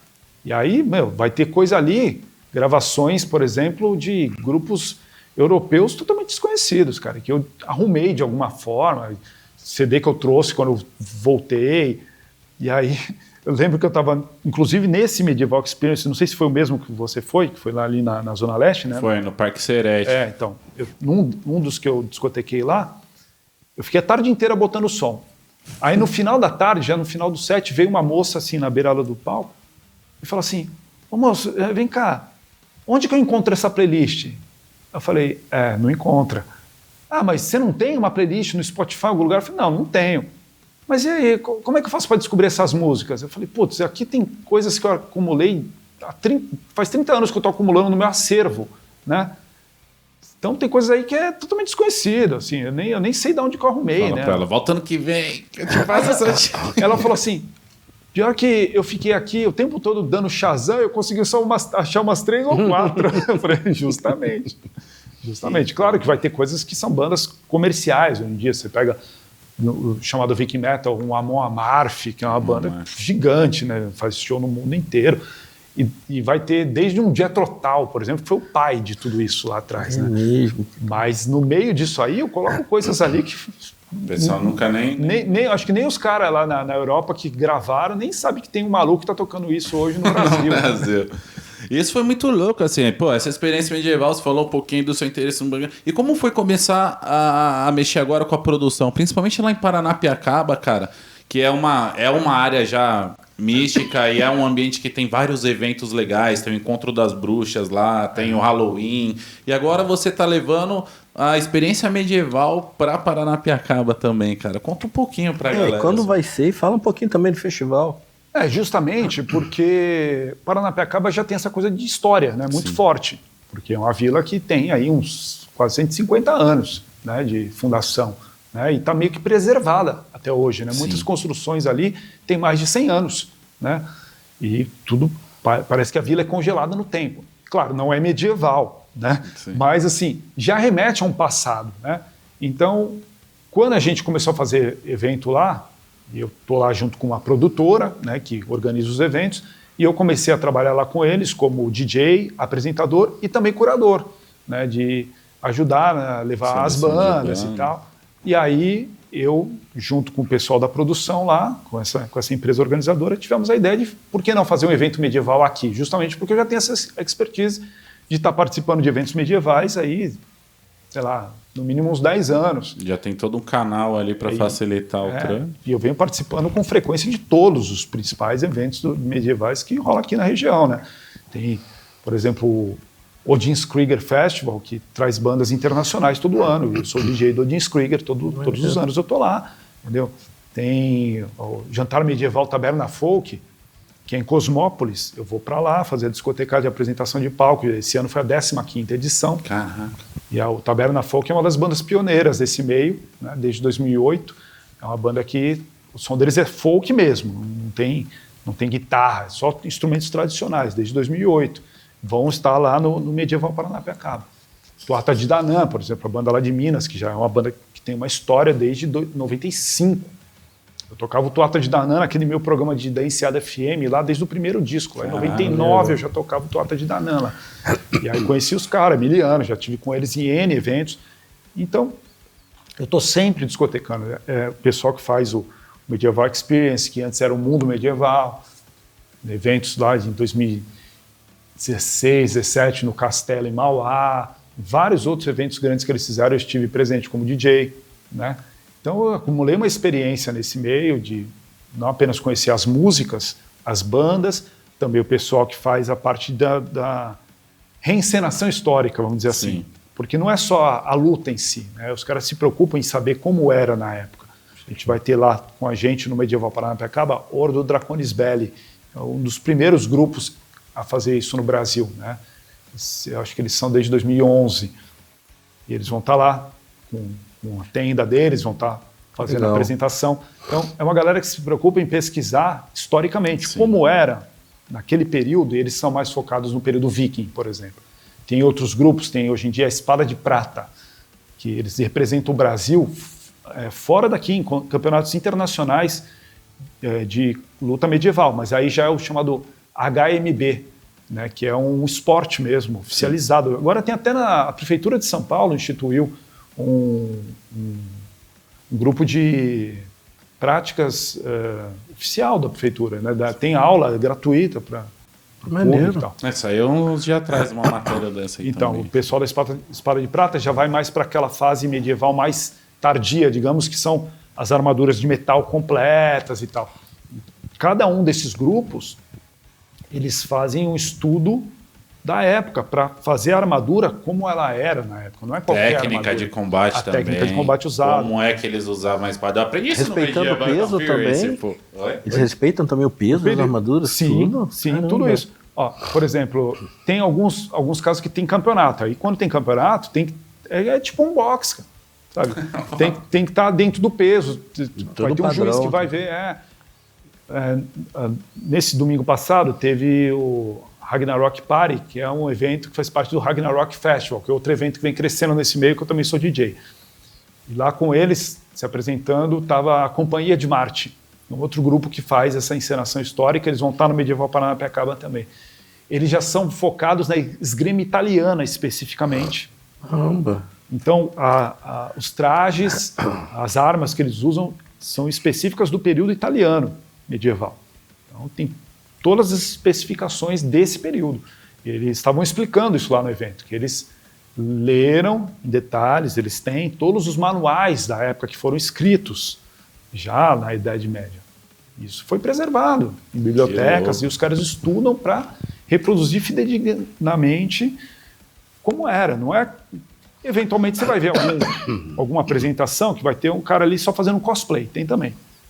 Entendeu? Tem gente que pega qualquer escudo, qualquer espada, às vezes de espuma, vai lá brincar. Mas tem uma galera que está fazendo aquilo ali profissionalmente. E eu acho isso bacana, porque é aquela história, a gente criancinha, eu curti muito o medieval, porque é aquela história, pô, eu criancinha imaginava e ver como seria pegar uma espada, e depois de grande poder sentir isso na pele, viver essa experiência. Pô, cara, eu recomendo para todo mundo aí que não pôde, não visitou ainda uma feira medieval, um evento desse, cara, que vá sem sombra de dúvida que vai curtir. E tem diversão para a família toda também, né? Porque tem, onde eu fui, tinha atividades desde para crianças ali até pro pessoal adulto ali. Nos eventos maiores tem essa preocupação, né, de ter até espaço para as crianças. Então, vai ter eventos menores que são mais específicos. Eu estava falando aqui do Ragnarok Festival, mais focado na música e na batalha. Aí tem a parte dos expositores, isso é uma parte legal, que é o pessoal que trabalha produzindo material típico, digamos assim, né? Achei muito louco, os escudos. Desde a parte visual de roupas, entendeu? Que faz as roupas como eram na época. E vai ter todo tipo de vestuário. Aí tem a parte de armamentos, pessoal que faz cutelaria, espada, faz réplicas muito legais, cara. Tem forja, o pessoal faz espadas forjadas mesmo, não é só decorativa. Algumas são decorativas, outras são de verdade, né? Você pode afiar, inclusive, se você quiser. É óbvio, ninguém vai fazer isso para sair por aí matando ninguém, né? É só uma forma de manter uma tradição, preservar uma arte, aprender um ofício e vir uma profissão. Sim. Porque tem gente que fica tirando onda, fala assim, essa galera aí fica brincando de ser viking, tá viajando, acho que vive na Idade Média. No Brasil nem existiu Idade Média, é verdade. Como também tem um pessoal que curte a Segunda Guerra, como tem o Barone, inclusive, do Paralamas, é um aficionado pela Segunda Guerra. É assim, tudo bem, o Brasil até participou da Segunda Guerra, mas assim, esse tipo de argumento, né, porque não é original do Brasil. Mas se for ver, velho, o que é original do Brasil, você entendeu? Se for ficar nesse tipo de... Os americanos gostam muito de fazer a Guerra Civil, você tem feiras sobre a Guerra Civil. Mas eu digo dentro desse raciocínio, se você for por aí, você volta naquele raciocínio que a gente tinha no Brasil nas décadas de 60, quando começou o rock aqui, e os puristas da MPB falavam mal da guitarra elétrica. Sim, teve uma verdade. passeata contra a guitarra elétrica. Caraca. Isso é histórico, se eu não me engano, acho que foi a Elis Regina que capitaneou a passeata. Depois ela mudou de opinião, quando ela viu que, sabe, eles estavam sendo, digamos, radicais. Mas por quê? A princípio se sentiram ameaçados por aquela aquela novidade que estava, digamos, tomando mercado, sabe? Sim, você lembra dos anos 60, você lembra muito bossa nova, muito... Então, quando a guitarra elétrica chegou, era mal visto. E a galera da MPB purista achava que aquilo era coisa de estrangeiro, era coisa de... para usar um termo atual, você paga pau de gringo. Sim. Entendeu? Mas o que é você paga pau de gringo? O futebol nasceu aqui? Não. Nasceu na Inglaterra, depois se tornou o esporte brasileiro, o esporte da nação. Então, assim, não tem essa, velho. Se for parar pra ver mesmo, se for pegar e falar, não é originário do Brasil. Cara, originária do Brasil é culturas aborígenes originárias, então, é isso. Então vamos assim, bater um tambor. Não tenho nada contra, pelo contrário, valorizo, até porque eu tenho até, inclusive, na minha família, ancestralidade indígena. E falo disso com muito orgulho, lá da região de Paranapiacaba, inclusive. Louco. A minha avó materna era indígena, lá daquela região. Minha mãe conheceu meu pai em Rio Grande da Serra, que é do lado de Paranapiacaba. Meu avô trabalhou na ferrovia. Aliás, o futebol, quando chega no Brasil, passa por Paranapiacaba. Primeiro campo com medidas oficiais do Brasil está até hoje lá em Paranapiacaba, foi fundado por Charles Miller. Pelos ingleses. Então tem uma conexão de tudo isso, nada é aleatório. E isso é legal você falar, né? Porque assim, pra galera hoje em dia que não conhece, que não tem essa vivência, né? Poder saber da história, por exemplo, Paranapiacaba, igual você falou agora, poder saber da origem, que independente se é brasileiro ou não, nós somos um povo miscigenado de diversas culturas diferentes. E, cara, se fosse defender 100% a origem brasileira, não ia existir nada além de cultura indígena, porque realmente é a origem, povos originários, não há o que se discutir. E aquilo, a gente vive num mundo globalizado, né, cara? Se você for, é o que eu tô falando, assim, esse negócio de ser purista com uma coisa ou outra, né? Por exemplo, eu sempre gostei desse universo nórdico, viking e tal, aí tem as religiões vikings, né? Aí, por exemplo, você usa um martelo de Thor, né? Que é um símbolo ligado a uma religião, de certa forma. Né? É um símbolo histórico, mas também ele era cultuado, até hoje né? Cultuado como um deus, né? Aí tem gente que fala assim, mas você é nórdico para gostar de deus nórdico? Aí você olha para o cidadão e fala assim, irmão, qual a sua religião? Ah, sou cristão. E Jesus era o quê? Brasileiro? O Papa disse que era, mas... Não, desculpa, fala assim pro cara, peraí, que língua que Jesus falava? Você sabe? Em geral a pessoa não sabe. Fala, era aramaico. Você sabe falar aramaico? Não. Você entende o que Jesus falava lá atrás, na língua original? Não. Então por que você é cristão? Porque chegou até você essa religião e você acreditou nela. Tu tem uma cara de viking mesmo, você é bem nórdico, teu... eu acho que essa parada de cara aí é meio que... Não, mas ele remete mesmo aos vikings justamente por gostar, assim, eu sou branco, né? Tem uma Volkerball ali, ó, tem umas runas aqui. Então, eu sou branco porque é uma coisa de família, assim, minha família era, a maior parte dela, de ascendência europeia, né? Como boa parte dos brasileiros. Mas, assim, italianos e tal, né? Ninguém era nórdico de verdade. Mas na Europa é normal, as pessoas de cabelo claro e barba clara, pele branca. E aí, por gostar desse tema, você vai ficando parecido, né? Tipo, raspa o cabelo num formato que hoje é associado com isso, fiz tatuagens e tal. Mas até para fugir um pouco desse estereótipo, porque a princípio minhas tatuagens eram todas temáticas, eu comecei a fazer outras tatuagens, porque eu não queria ficar estereotipado. E vamos falar de uma curiosidade agora. Vamos entrar na área de curiosidades, cara, pra gente encerrar. Eu só queria perguntar, quando é que vai rolar o próximo festival? Você falou agora. Bom, o Festival Paranapiacaba é agora, já nesse final de semana, talvez quando esse vídeo seja publicado já esteja acontecendo, já tenha passado. É 6 e 7 de setembro. Só que esse é o primeiro, né? Vamos ter futuro. Esse é só o primeiro, certeza que virão outros. E, eventualmente, a gente tem um calendário, né? É o que eu falei aí, eu citei nominalmente alguns eventos aqui, porque eu acho que... Muitos eventos que eu nunca nem tinha ouvido falar. Vale a pena o pessoal procurar. O Odin Krieger Festival vai ter uma edição agora no final do ano, se eu não me engano, no começo de novembro, não vou chutar o dia certo, que não me lembro, mas é um evento que é anual, ele faz um evento grande, anual, e depois às vezes tem edições menores, né? Assim como o Ragnarok Festival, que é outro que vem nessa pegada também. O próximo vai ser no ano que vem, o principal, mas também tem eventos menores. A gente vai ter uma edição agora em outubro. E Você citou Medieval Experience e tem outros. Então é só ficar de olho aí, principalmente no Instagram, onde rola muito as divulgações, né? Bacana. Curiosidades agora, né? Vamos lá. A gente já sabe que seu estilo, assim, preferido, assim, é o Viking, certo? E você, Rafa? Qual que é o seu estilo preferido? Vamos falar, assim, de ícones, de batalhas da Idade Antiga ali. O que você prefere? Qual época? Depende da... Eu gosto muito de Segunda Guerra. Segunda Guerra? Eu sou muito estudioso de Segunda Guerra. Eu curto bastante a parada dos gregos ali. Eu acho que a mitologia grega foi uma fase da vida também, assim que eu aprendi legal. Muito louco. Eu fico vendo aquele 300 lá do Esparta, eu fico imaginando, caralho, ali era rústico mesmo. Eu fiz essa tatu da espartana por causa disso. Eu também tenho. Mas é por causa da história do Esparta. Eu li muito também a respeito. Porque assim, eu gosto muito da história das guerras em geral. Sim. Entendeu? Comecei com essa coisa de Viking, depois eu tive a minha fase de Segunda Guerra, eu já li muito, sei muito sobre a história da Segunda Guerra, milhões de documentários, filme, tudo que eu posso ver eu vejo, leio livro e tal. E aí depois eu comecei a perceber que eu gostava das histórias das guerras em geral, então eu li desde as guerras da antiguidade, eu tenho livro que fala de todas as guerras, né? Porque a gente, por exemplo, a gente estava falando aqui de medieval, né? E hoje em dia, até dentro do universo medieval, que a gente chama, a coisa está mais ampla, porque Sim. se você for pegar essa fase Esparta, já não é medieval, é Idade Antiga. Sim, né? bem Roma, por exemplo, é a Idade Antiga, né? Então, assim, mas a gente acaba englobando. E aí eu tenho o outro lado, que é o lado da parte medieval japonesa. Sim, que essa é uma curiosidade aqui. Você falou das tatuas aí, ó, para quem não viu aí, ó, tem a katana aí, ó. E ele vai falar um pouquinho disso também, que é uma curiosidade interessante sobre você, que você é quinto dan de...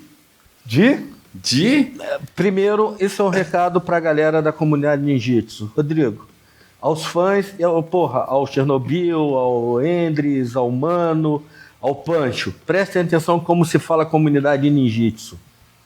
Ninjutsu. Ninjutsu. Foi culpa de vocês da comunidade ninjitsu, que a gente que pratica ninjutsu passa a vida inteira tendo que explicar que não é ninjitsu, é ninjutsu. Tá, recado dado aí, mas pô, cara, conta como que é. Como que você se relacionou nessa parada do ninjitsu? Olha lá. Cara, eu descobri, é uma arte marcial, assim, porque eu sempre gostei de arte marcial Sim. também, desde moleque fiz karatê e tal.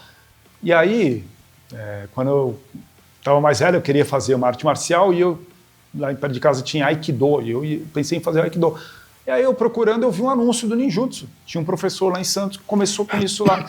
Foi um dos primeiros do Brasil, que é uma arte que veio mais recente para o Brasil. Começou no final dos anos 80, meados dos anos 90, os primeiros professores a aparecerem aqui no Brasil. E aí eu fui conhecer mais para o final da década de 90, eu encontrei lá em Santos um professor que dava aula disso e eu fui fazer. E gostei, fui fazer, estou até hoje, né? Maneiro. E aí, justamente nessa época, apareceu lá no Rio Grande do Sul uma galera que fazia ninjutsu. Só que eles não sabiam o termo correto, porque no começo, os primeiros professores aqui no Brasil usavam a grafia errada, que é ninjitsu. E está errado. Se for ver pela ortografia, está errado. Não existe o termo jitsu dentro desse sentido. Existe com outra conotação. Porque nesse sentido da arte marcial, jutsu é técnica. Entendeu? Tanto que tem o kinjutsu, técnica da espada. Ninjutsu é a técnica da perseverança, ou a técnica oculta. Aí vai de acordo com o ideograma, né? Aí você fala, mas e o jiu-jitsu? Que foi o que ajudou a piorar a situação, a causar a confusão no Brasil, né? Então, assim, só para vocês entenderem, fazer a conexão. Lá no Sul começou uma galera a praticar ninjitsu. E aí a banda, eu acredito que foi uma zoeira. Comunidade ninjitsu. Foi uma zoeira. E a banda se popularizou, então popularizou o tema. Mas por que de repente, aqui no Brasil traduziram como ninjitsu? Talvez por influência do jiu-jitsu, que é mais antigo no Brasil, né? Muito mais popular. Mas por que o jiu-jitsu chama jiu-jitsu e não jiu-jutsu? O correto... Porque é difícil para falar. Uma das razões. O correto, a princípio, lá atrás, o jiu-jitsu brasileiro, que se popularizou atualmente Brazilian Jiu-Jitsu, lá no exterior, vem de uma arte marcial japonesa chamada Jiu-Jitsu. Entendeu? Só que, quando chega aqui no Brasil o Conde Koma, né, que é o cara que trouxe para cá, ele não falava português. Mal falava inglês. Então, a comunicação era muito precária. E aí, no japonês original, quando eles pronunciam jutsu, parece jitsu. E aí ficou... E os caras entendiam jiu-jitsu. Por aí falam jiu-jitsu, entendeu? Se você pronunciar da forma como está escrito, é J-U-T-S-U. Jiu-jitsu seria. Só que ele fala jiu-jitsu, e eles entendiam o jiu-jitsu. E foi por isso. Explicando de forma bem simples, que criou-se uma arte marcial com um nome novo que só, não vou dizer que só não existe só no Brasil, porque essa confusão também aconteceu em outros países. Sim.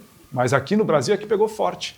E aí aqui no Brasil se desenvolveram técnicas próprias também, que não tem no Jiu-Jitsu original. Sim. Então criou-se uma nova arte marcial. A partir lá de trás, com os Gracie e tal, criou-se uma arte marcial. Que aí vira o Brazilian Jiu-Jitsu. Brazilian Jiu-Jitsu. Mas até no Japão tem essa diferenciação. Lá eles colocam Brazilian Jiu-Jitsu para diferenciar do Jiu-Jitsu. Se não me engano, nos Estados Unidos também. Não tem, mas eu estou falando no Japão, que é a origem. Sim. O Brazilian Jiu-Jitsu está no mundo inteiro. Sim. Entendeu? Mas se você for ver, o Japão é um lugar muito tradicionalista. Para eles aceitarem isso lá foi muito difícil.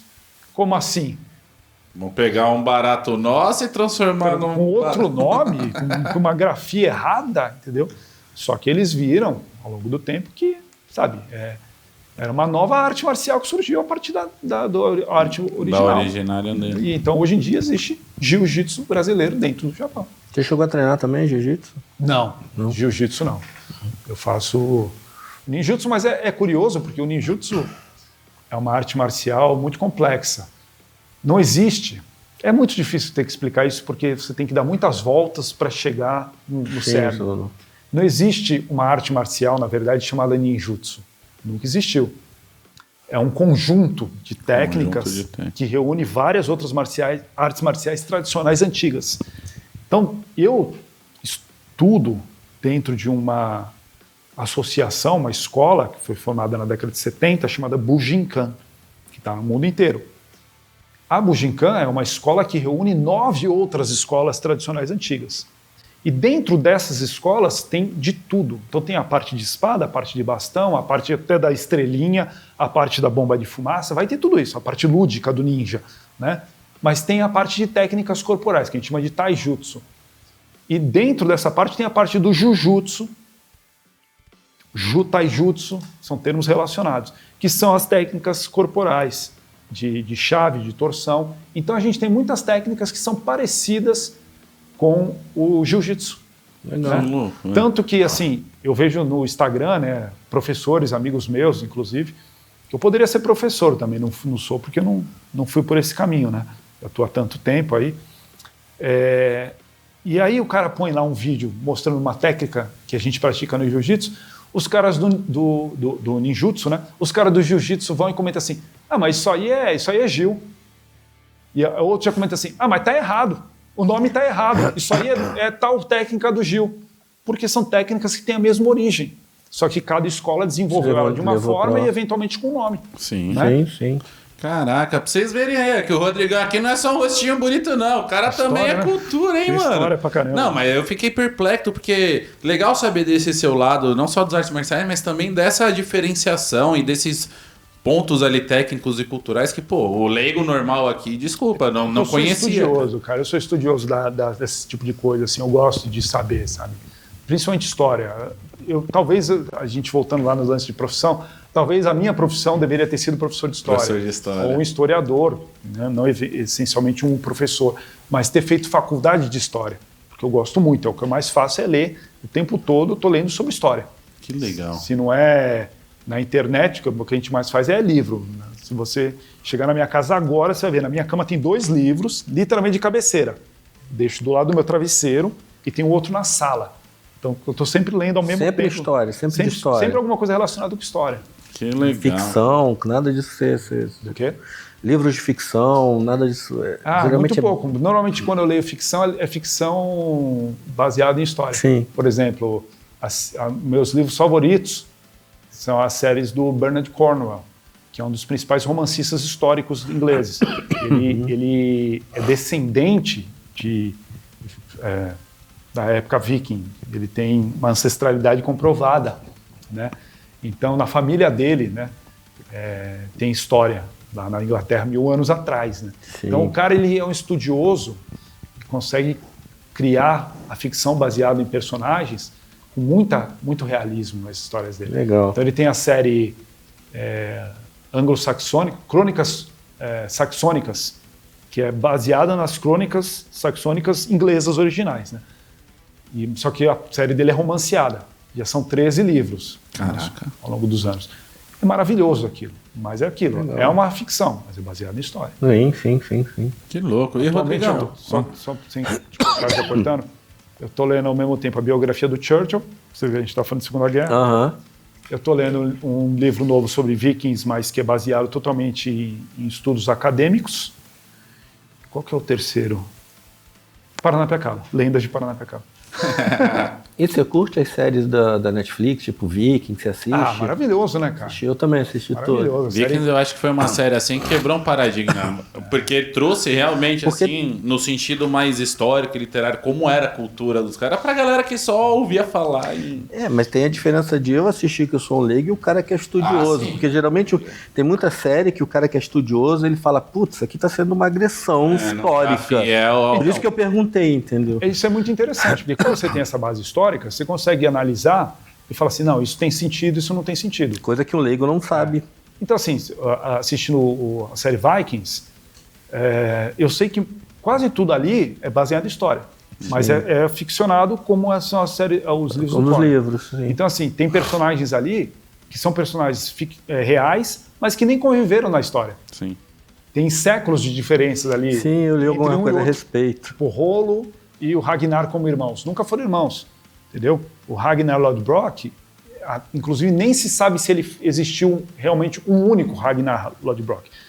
Acredita-se que esse personagem histórico foi uma junção de vários personagens ao longo da história.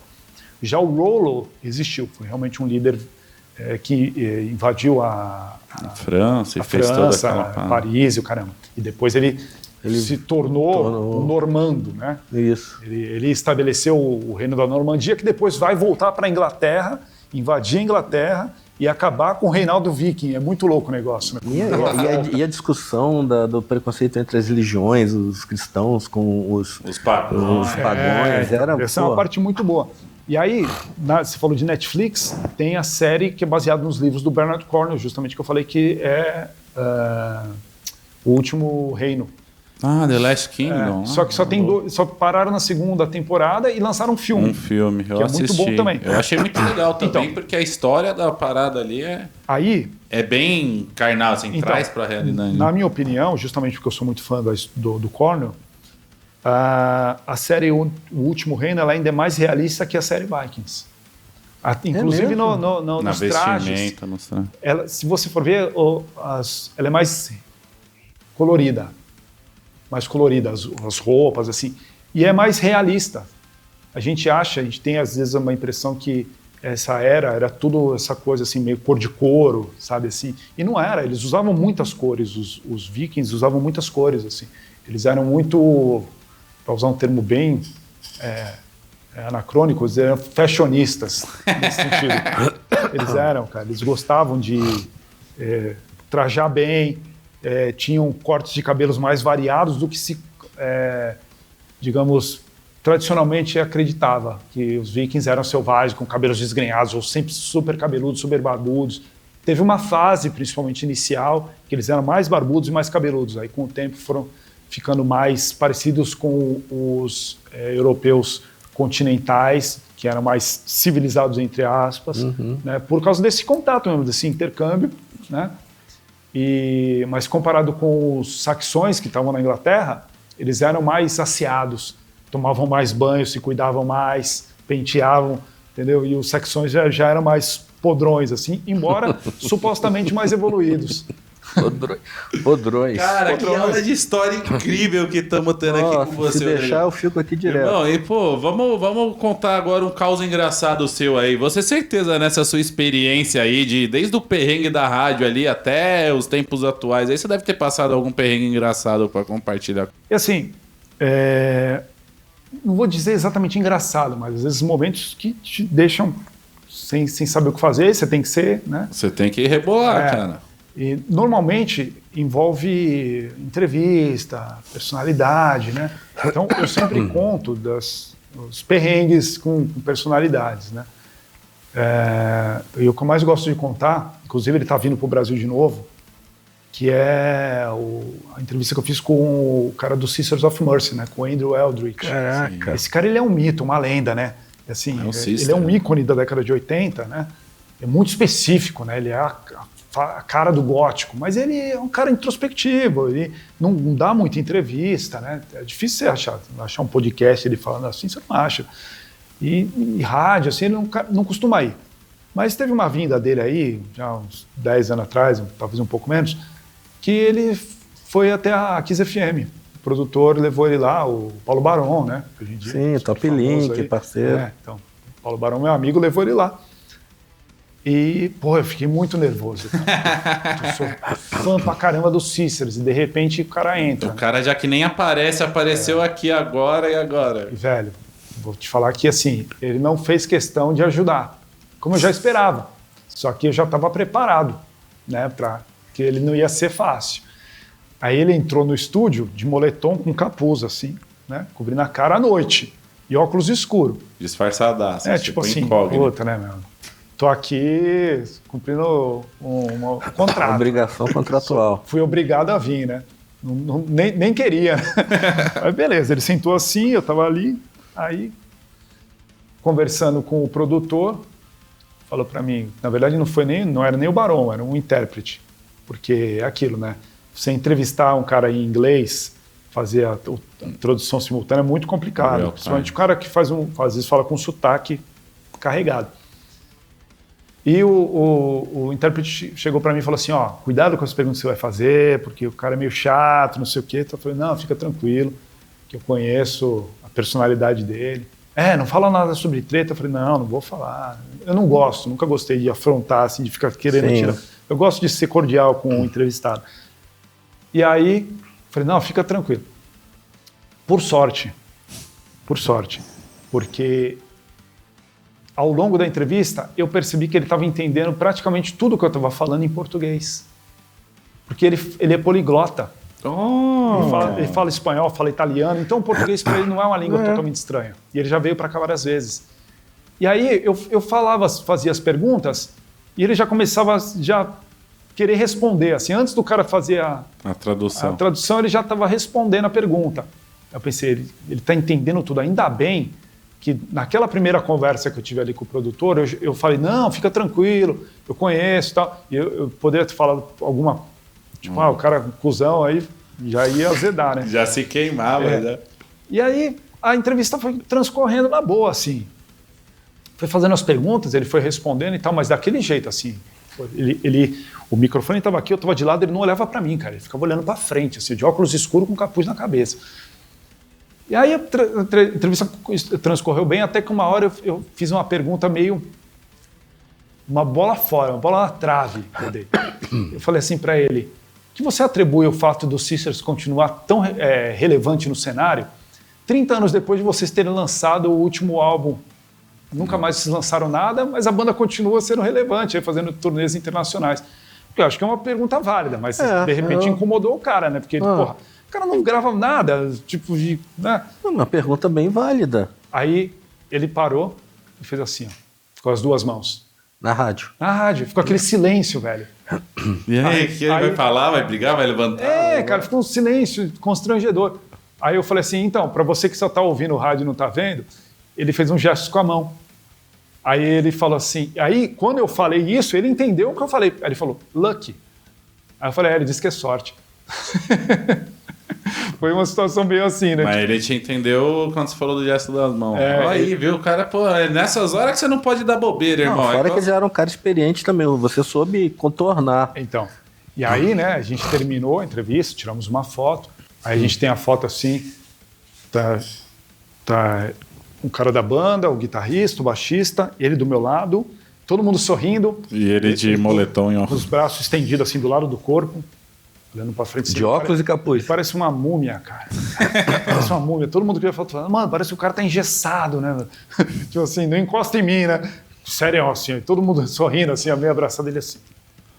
Puta, que louco. Falar no Sister, eles estão voltando pro Brasil aí, né? Junto com a Top Link. A SBTV vai estar lá fazendo uma cobertura muito louca desses caras, porque, porra, merece. Vou falar com o Barão pra trazer ele aqui, pra vocês verem como é agradável.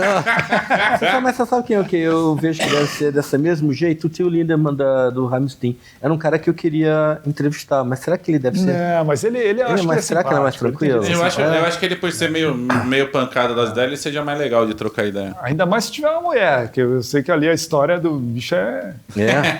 Esse é um sonho que eu tenho, cara, que eu sou muito fã dele. E o Andrew, ele, nessa situação, né, nessa ocasião, ele soube de uma situação assim, bem chata, dele dar uma entrevista para uma pessoa que fez aquelas perguntas assim, mas e aí, de onde surgiu o nome Sisters of Mercy? Diz que ele falou assim, Google. Isso aí você procura. Tipo, não vou responder. Diz que ele foi tão grosseiro com a pessoa que a pessoa chegou a chorar. Perdeu o rumo. Pô, mas para pra pensar, tu tá com um cara famoso, um ídolo na tua frente, tu vai perguntar alguma coisa, tu tem que já preparado, né? Você tem que então, mas assim, é o que eu tô falando, né? Eventualmente... Não tô tirando a razão dele ser grosso, não tô dando razão. Aqui é um podcast, né? É uma entrevista longa, você vai perguntar da vida. Mas ele é o tipo do cara que se você fizer uma pergunta assim pra ele, como é que foi a sua infância, não sei o quê, como é que surgiu o interesse, ele vai olhar pra sua cara e vai fazer assim, ó. E vai responder qualquer coisa grosseira e não vai te dar a resposta que você quer, entendeu? Então, com personalidades assim, você tem que tomar cuidado. Eu quando entrevistei o Zakk Wylde, por exemplo, que eu era muito fã do Zakk desde que eu era adolescente. Eu fazia estilo visual para ficar parecido com o Zakk. Calça boca de sino, bota de couro, chapéu, cabelão liso, que eu tinha cabelo comprido na época ainda, para parecer com o Zakk. Aí o cara me aparece na minha frente. Por acaso, não era para entrevistar ele. Era para ser o Titio Marco Antônio. Só que o voo dele atrasou muito e até ele chegar na rádio acabou o horário do Titio e começou o meu. Então, de repente, falaram, você vai entrevistar o Zakk. Eu tremia, né, velho? Tremia, ao vivo. Caralho. Aí o cara entrou, sentou assim na minha frente, né? Aquele cara é enorme, puto olhão azul assim, olhando pra mim. Como perguntar pra esse cara? E assim, agora? Sem pauta, velho. E agora? Pauta. Aí eu falei, pra tentar quebrar o gelo, eu falei, sou muito seu fã, desde que eu era moleque, adoro Ozzy, não sei o que, blá. E a entrevista transcorreu, ele foi muito simpático, muito simpático. Graças a Deus, menos mal. Até a hora que eu fui querer dar uma lacrada em cima dele, porque era na época da guerra do Golfo, sei lá, do Bush, e eu perguntei para ele o que ele achava do Bush e da política internacional americana. Tipo, fui fazer uma pergunta mais cabeça. Aí ele é o nosso comandante em chefe, o que ele fizer para mim tá bom, a gente apoia ele. Eu falei, toma. Pensei comigo, toma, otário. Rodrigão, o Mano Pus finalmente, irmão, como é que a galera acha você nas redes sociais? O festival lá de Paranapiacaba já tem Instagram também agora. Como é que a galera encontra Horário você? do programa daqui. Horário do programa da 15. Tudo que você tipo, quiser fazer agora, o seu merchan, aquela câmera ali é a sua. Vai lá, produção. Aí, olha só você. Bom, 15 FM, segunda a sexta-feira, das 21 à meia-noite. Estou lá ao vivo, né? Redes sociais, Rodrigo Branco DJ, né? Que é meu Insta do nome, né? @Rodrigo Branco DJ. Eu quase confundi porque eu mudei um tempo atrás. Eu botei esse DJ, que é a abreviação de DJ, né? O pessoal me achar com mais facilidade. E basicamente é isso. O resto eu estou aí nos eventos. Então no meu Instagram eu estou sempre publicando, né? Tudo que eu estou fazendo aí, a gente não para. Eu estou sempre discotecando aí na noite, DJ Club aí, praticamente todo sábado eu estou lá, quando não estou em algum evento, né? E eventos, muitos eventos. E agora, cara, pra gente encerrar, passa uma visão pra galera de casa aí. Uma visão, momento coach ou anti-coach, cara. Aí você escolhe. Você quer passar uma visão positiva, uma visão... Você já passou diversas aqui. Deixa eu até comentar da galera que tá começando, entendeu? Cara, não, o que eu acho assim, o que eu posso falar, que eu acho que é importante, a minha forma de pensar e fazer as coisas, seja você mesmo, sempre, cara. Faça o que você tiver afim, entendeu? faça da sua maneira, não fique preocupado em seguir o que os outros estão fazendo, seguir a tendência e nem esteja muito preocupado com o que vão falar de você, entendeu? Apenas seja autêntico e siga a sua vida, siga o seu caminho. É isso aí, autenticidade é tudo nesse mundo que nos cerca. E Rodrigão, pra gente finalizar, cara, na SBTV é nós ou não é nós, meu mano? É nós. É nós! Uhul!